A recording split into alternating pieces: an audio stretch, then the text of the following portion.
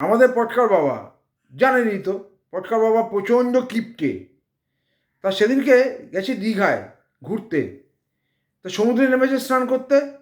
একটা এই বড় ঢেউ এসছে, এসে ভাসিয়ে নিয়ে চলে গেছে, অনেকটা নিয়ে চলে গেছে।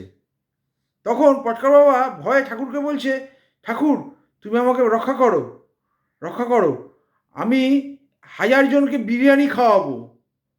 এই শুনে ঠাকুরের দয়া হলো, যে যাক একটা কিপ্টে লোক 1000 জনকে বিরিয়ানি খাওয়াবে বলেছে। জলদেবতা আরেকটা ঢেউ দিয়ে পাড়ে তুলে দিল।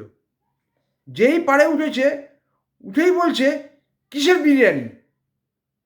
এই শুনে জলদেবতাদের খুব জোর রেগে গেল। বললো, কিসের বিরিয়ানি? আচ্ছা দাঁড়া, তোর ব্যবস্থা করছি। বলে আরও একটা বড় ঢেউ এসছে, এসে আবার ভাসিয়ে নিয়ে চলে গেছে। তখন পটকা বাবা বলছে, আরে এই কী বললাম, তুমি আবার এরকম করে আমার জলের মধ্যে ঠেলে দিলে। আরে আমি তো জিজ্ঞাসা করছিলাম কিসের বিরিয়ানি, চিকেন না মাটন?